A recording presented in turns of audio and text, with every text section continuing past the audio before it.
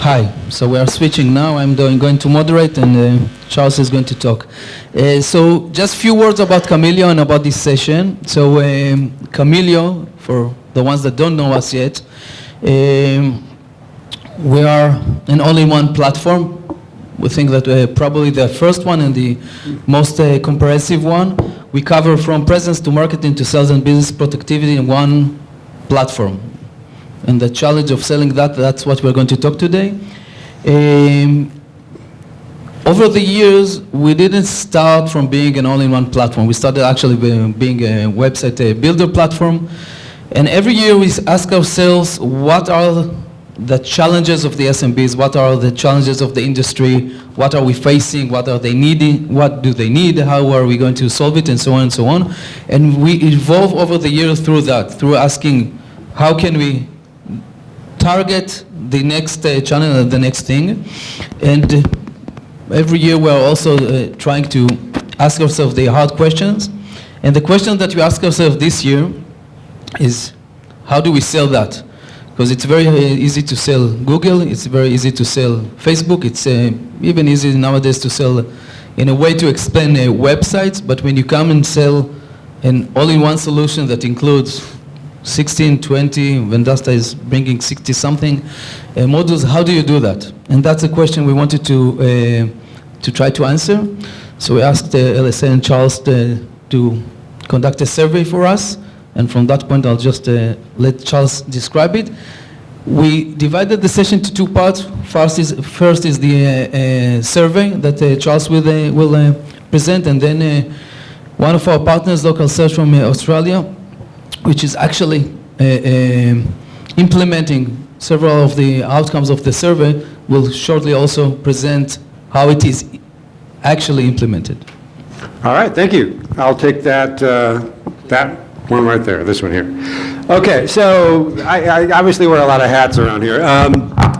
My role at LSA, which is my primary day job, I guess, is working for the local search association in the States, is I conduct research and write custom white papers and other forms of content on behalf of some of our partners, Camilyo being one of them. And so we were asked to basically survey or certainly go out and talk to people in the industry who are pushing their shoulder against the wheel of this challenge, which is, as Gil described, how do you walk into a room with a small business when you have an all-in-one solution that does 10, 20 different things and have a meaningful conversation that leads to a sale rather than leads to a confused customer and an empty pockets. So, and it's a legitimate challenge. So what I'm going to talk about is sort of frame what we tried to find out and some of the findings that we came up with, and a sort of a summary of what we think are some best practices for selling the full stack. So the report, just a little bit of background, last year we did something similar for Camilyo. It was called the Small Business Operating System, where we sort of described this concept of selling the full stack.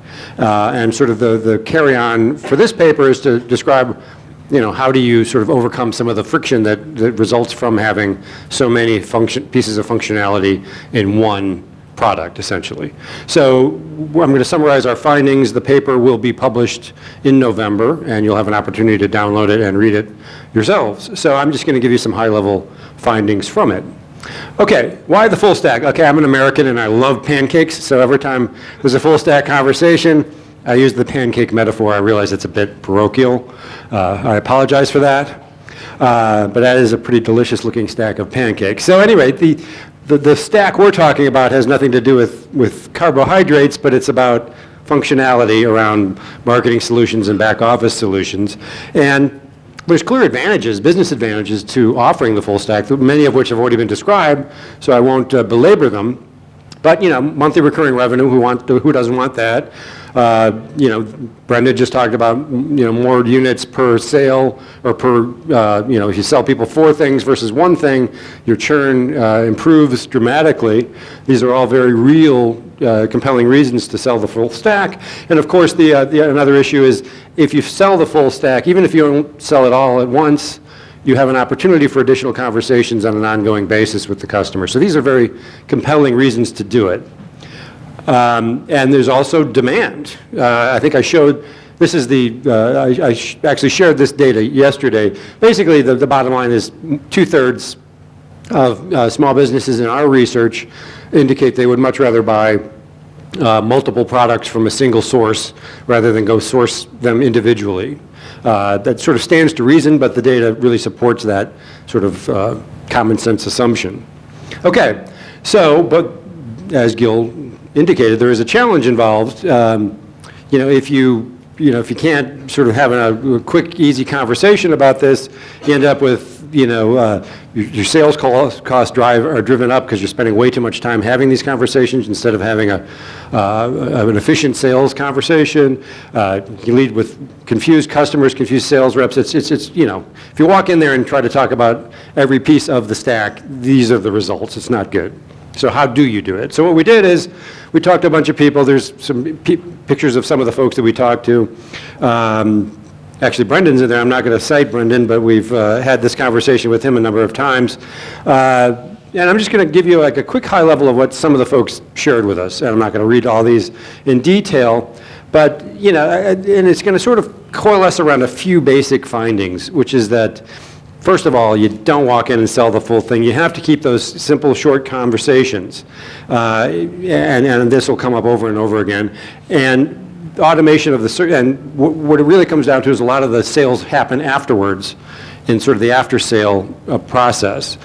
And the more that process can be automated, the better. So this is Carmen from Painhas Amarillas in Portugal. And these are some of the things that she shared about how to sell the full stack. So I'm going to kind of walk through these real quickly. This was a fellow named Josh Melick.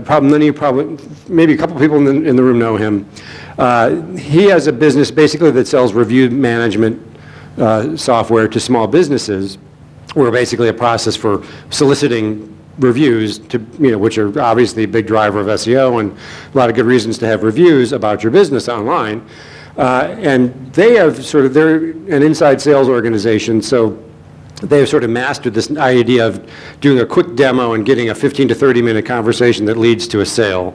And so his view is that if you have to talk about 18 different things, this blows up his whole sales model. His sales costs go through the roof, wants nothing to do with it. His idea is, and this is a metaphor that we're going to sort of use throughout this whole conversation, you have to find the single wedge that gets you into that small business with selling one item. And from there, you after that initial sale, you sell more and more and more. So that wedge is going to be different for every customer.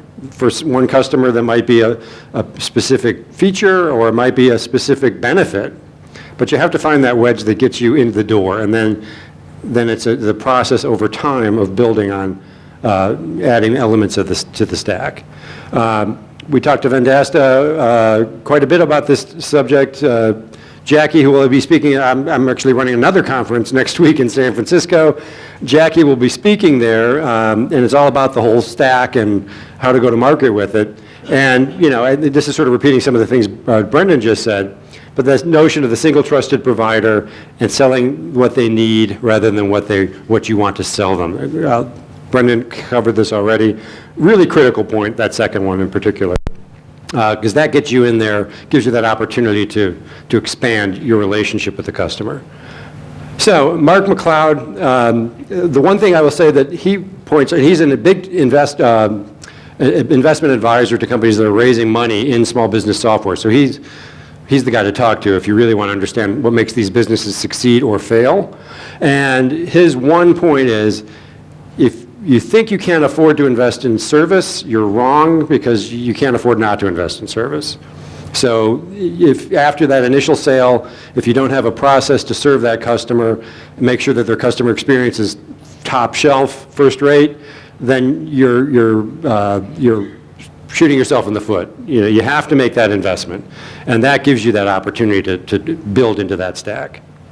So, again, I was just giving you a couple quick highlights of the conversations we've been having, but to sort of wrap it all up, these are the things that we take away. If you're not doing these things, we're not thinking about these things, you're going to run into a challenge. You can't explain every component of the stack. That's a big one. If you go in there saying, we do this, we do that, we do the other thing, you're going to fail. You have to sort of understand going into that meeting what the conversation you have about one thing, and what's that one thing going to be about. It's probably going to be different for each customer, depending on their vertical, depending on their tech readiness, depending on a number of other factors, but it might be, we're going to sell you booking software because we know that's what you need, or we're going to sell you CRM because we know that's what you need, and then from there you add things on. Again, keep it simple. The wedge, that's that one thing that gets you in the door. Use that wedge to build a relationship, or establish the relationship, and then expand from there. And I think also don't be selfish. Focus on delivering real value. So much better to have a customer that gets real value out of one or two features than just banging them with everything you have, because that's your business objective. Solve their problems, then you will have a long-term relationship and an opportunity to add products and services. And the last one I think is also very important is you might sell 16 things or 20 things or 30 things and they only use one or two. That's okay. You don't have to sell them the whole stack. You just should have, it's important that you have that relationship, and it's important that you have that opportunity as their needs change and evolve to sell them new products and services. So really it all comes down to find that wedge with one product, two products, a small handful of products perhaps, and then build it over time. So that's a very quick summary. We're going to have a white paper where we kind of give case studies and a deeper conversation around these points, but that's the few-minute version of it.